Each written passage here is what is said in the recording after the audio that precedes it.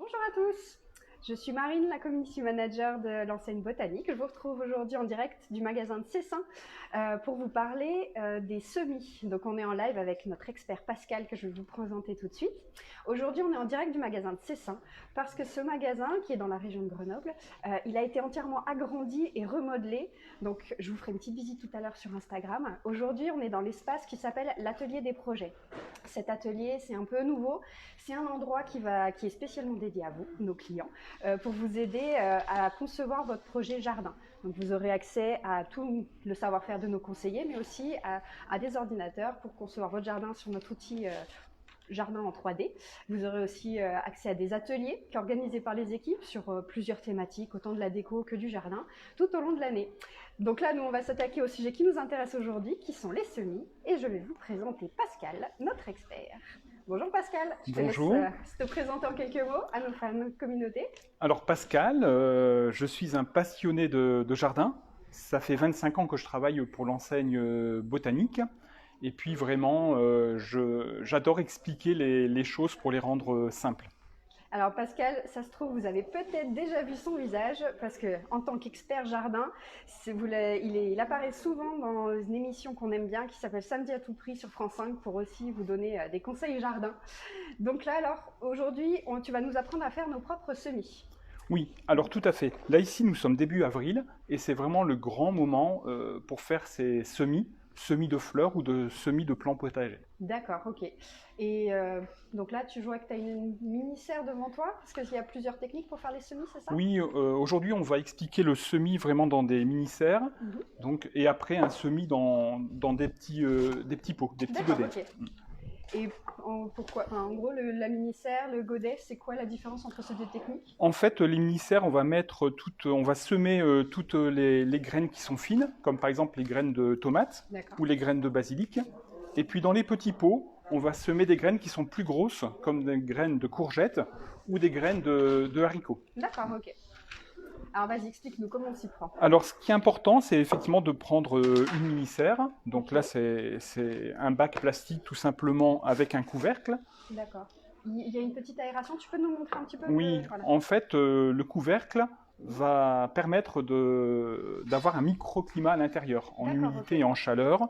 Et par-dessus, il y a effectivement ceci qui permet d'aérer pour éviter qu'il y ait trop de condensation. D'accord. Ouais, trop d'humidité, oui. C'est pas bon pour les semis.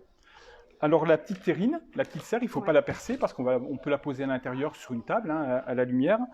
La première chose à faire, c'est de mettre du terreau. D'accord. Et on va utiliser un terreau spécial semis. C'est un terreau qui est vraiment très fin, qui est réellement fait exclusivement pour les semis. Tu vas m'avancer un peu, tu vas nous montrer. Ok, d'accord. Donc ça, c'est mieux d'utiliser ce terreau très fin plutôt que notre terreau universel oui. Ou même le terreau spécial potager qu'on peut avoir. Oui, tout à fait. Un terreau semis, c'est beaucoup plus indiqué. Et en plus, on va utiliser le terreau qui est utilisable en agriculture biologique, oui. Puisqu'on va semer des graines bio. D'accord. Donc on remplit la terrine. Il ne faut pas hésiter à ce que ça déborde un peu. Vous égrenez un peu le terreau.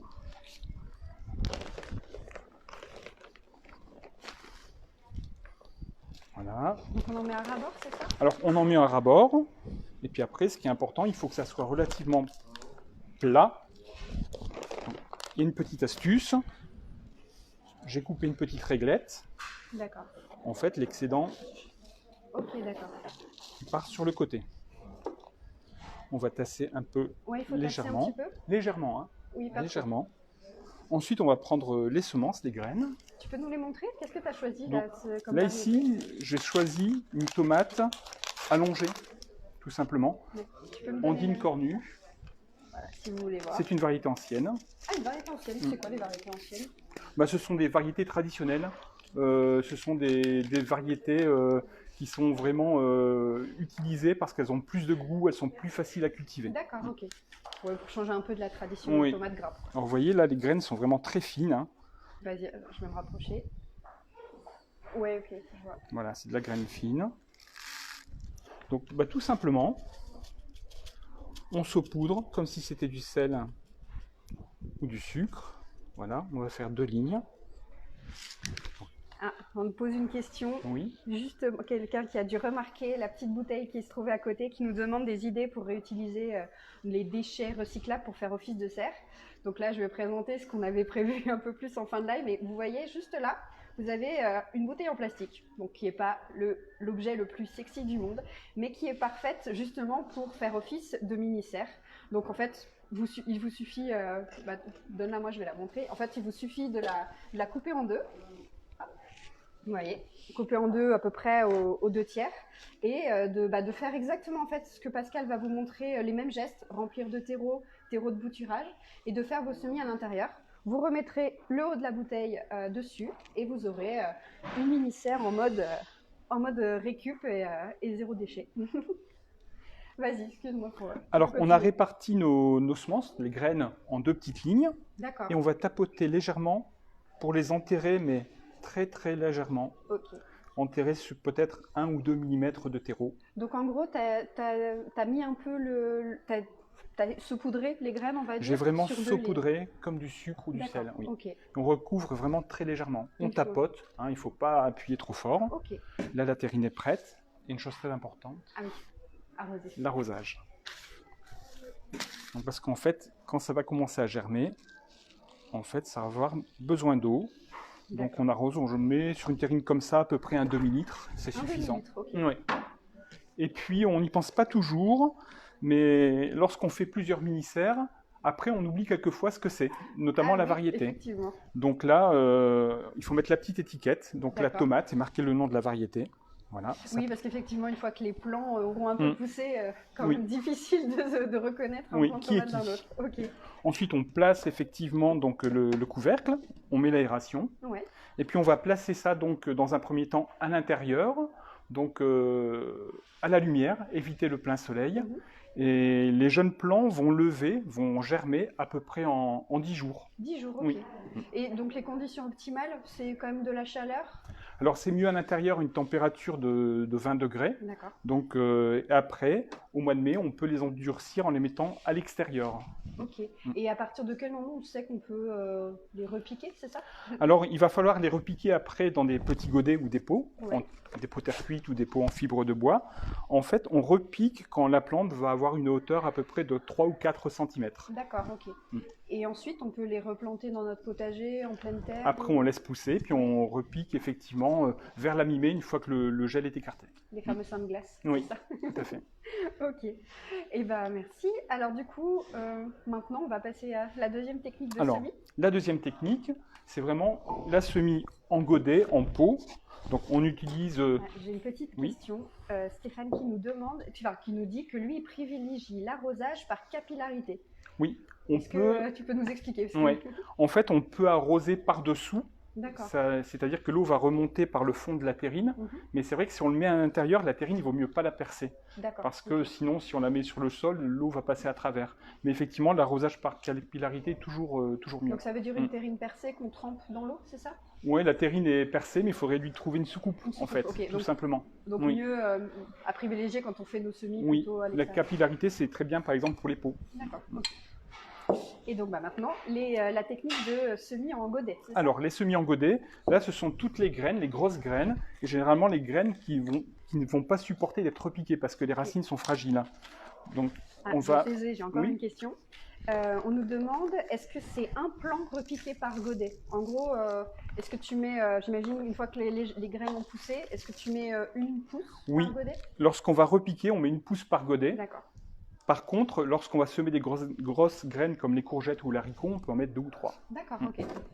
Donc là, en fait, tu refais le même principe? Exactement la même chose. Avec le terreau, on tapote, on égalise, on prend nos semences. Donc, les graines de courgettes, on va voir que c'est vraiment d'un autre format, une autre taille. Ça ressemble à des petites amandes. Ouais, carrément. Ok. Donc là, c'est simple, hein. On en met 2 ou 3 par godet. Là, le petit godet, on va en mettre que 2. Voilà. Là, on enfonce légèrement, à peu près un demi-centimètre. Oups. On recouvre légèrement comme... Oui. On met notre fameuse étiquette avec le nom de la plante. Hein. Bon, je suis désolé, c'est basilic. Hein. Là, en l'occurrence, c'est courgette. Et on arrose. Ok. Et si on veut faire une mini-serre, on peut utiliser effectivement le haut de la bouteille. Oui, hein. On peut faire une mini-serre avec les pots. Et ça, donc en fait, on peut utiliser notre pot. Oui, tout à fait. Donc là, ça va germer à peu près en 1 semaine également. On n'aura pas à repiquer, la plante va rester dans son petit pot. Et mi-mai, on pourra la mettre directement en pleine terre. Ok, alors du coup, deuxième astuce, zéro déchet. Vous l'avez peut-être vu là. Mais si vous n'avez pas nos petits godets... Alors, d'ailleurs, ils sont en quoi, les godets Alors, les godets, c'est de la fibre de bois. Ah oui, donc on peut les replanter directement Oui, lorsqu'on va planter en pleine terre, il n'y a pas besoin de dépoter. Les racines vont passer à travers. On voit un plant un peu plus développé.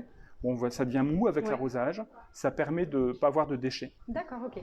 Et donc, ce que vous voyez là, donc, nous, si vous avez envie d'une solution avec de la récupération, n'hésitez pas à utiliser vos boîtes d'œufs. Parce qu'effectivement, les petites alvéoles de vos boîtes d'œufs vont faire office de godets. Et vous pourrez ensuite les découper et les replanter comme Pascal vient de vous l'expliquer. Toujours en n'oubliant pas de mettre, les petites étiquettes pour se souvenir des variétés. Alors, une petite question, il ne faut pas enlever le bouchon de la bouteille pour que la mini-serre respire. Voilà, alors comme la mini-serre, on peut régler pour faire l'aération, donc avec ce petit disque.